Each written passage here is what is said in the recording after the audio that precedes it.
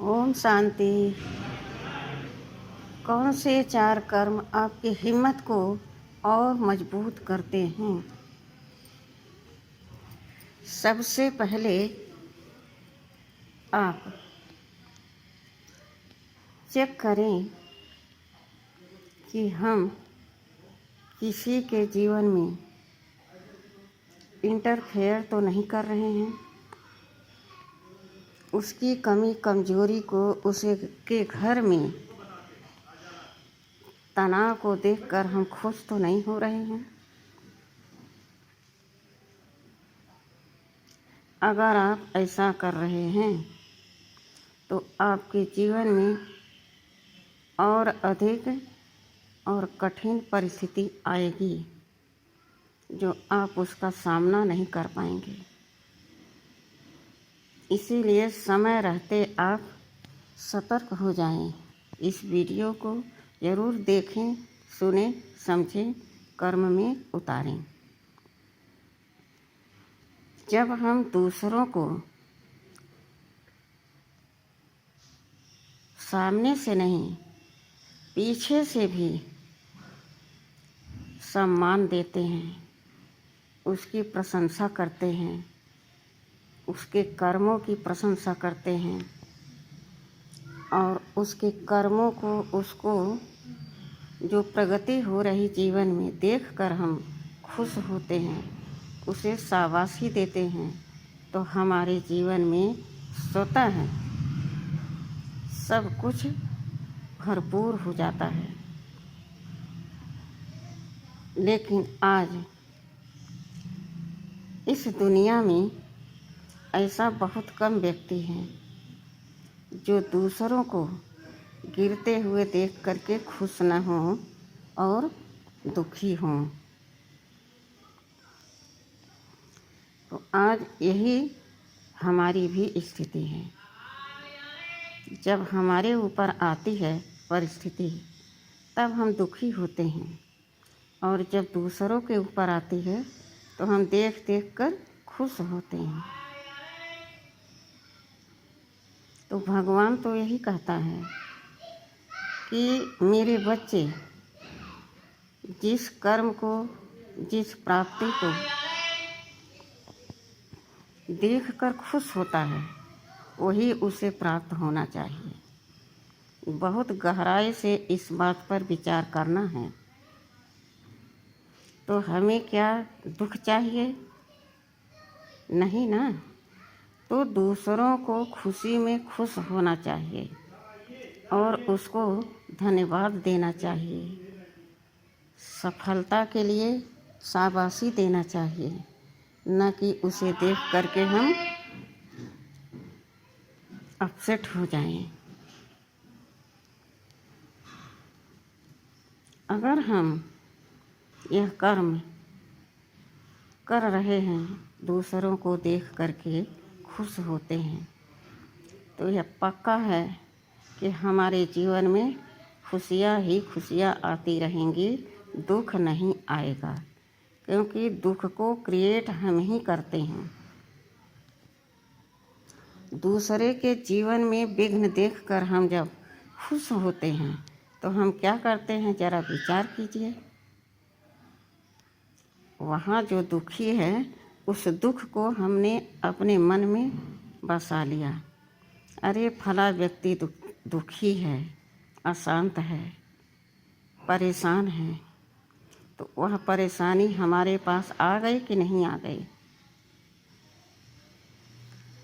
आप सोचो, जो हमारे पास रहता है हम उसको यूज करते हैं तो हमें खुशी होती है ना। जब हम दूसरों का दुख क्रिएट कर रहे हैं, दिन भर उसी का चिंतन कर रहे हैं, तो हमें सुख का अनुभव कैसे होगा? बहुत गहराई से सोचने की यह बात है। अगर सामने वाला बहुत सुखी है, धनवान है, महान है, शक्तिशाली है, सब कुछ संपन्नता उसके पास है, तो यह भी विचार करना चाहिए कहीं न कहीं किसी न किसी जन्म में यह व्यक्ति बहुत सुंदर कर्म किया था, बहुत सच्चा कर्म किया था, चाहे व्यक्ति के साथ व्यवहार में, चाहे धन के साथ कर्म में, और चाहे किसी संबंध संपर्क में। तभी आज चारों तरफ से उसके सामने हर तरफ से खुशियाँ ही खुशियाँ बरस रही हैं। तो हमें इस खुशी को देख करके खुश नहीं होना चाहिए, बल्कि अगर हमारे पास दुख है, अशांति है, तनाव है, तो हम दूसरे के सुख को देख करके तो खुश हो सकते हैं ना। कि अच्छा चीज़ देखो तभी दुखी रहो और ख़राब चीज़ देखो तभी दुखी रहो, तो आप खुश कब रहेंगे। इसलिए दूसरों के खुशी में खुशी अपनी समझनी चाहिए और दूसरे के दुख में सहयोगी बनना चाहिए, वह भी निस्वार्थ भाव से, निर्छल भाव से। यह नहीं कि मन में ऊपर से कुछ और मन में कुछ और। तो अंतर आत्मा सब जानती है, वह हमें बार बार मना करती है, गलत न देखो, न करो, न बोलो, न सोचो। तो क्या देखें फिर।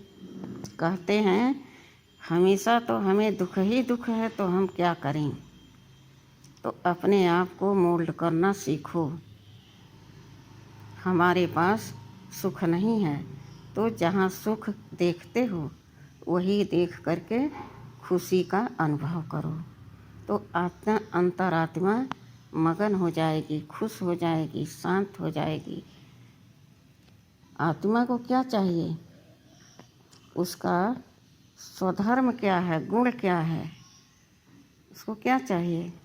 आत्मा शांत स्वरूप है और उसको सुख, शांति, आनंद, प्रेम का अनुभूति होती है, तो आत्मा और निखरती है, शक्तिशाली बनती जाती है। और जो शक्तिशाली है वह कभी भी, कहीं पर भी, कैसी भी परिस्थिति हो, पहाड़ जैसी परिस्थिति हो, लेकिन उसे पार करने में उसे कठिनाई नहीं होती है। कठिन तब लगता है जब हम सदैव नेगेटिव सोचते हैं, बोलते हैं, कर्म करते हैं, गलत दूसरे को देख करके गलत संकल्प करते हैं। तब हमारा अंतरात्मा कमज़ोर हो जाती है, मैली हो जाती है, उसे सच का सामना करने की शक्ति नहीं रह जाती है। और जब सच में उसका मन नहीं लगता, तब वह गलत कर्म करती है, तो गलत का परिणाम तो गलत ही होगा।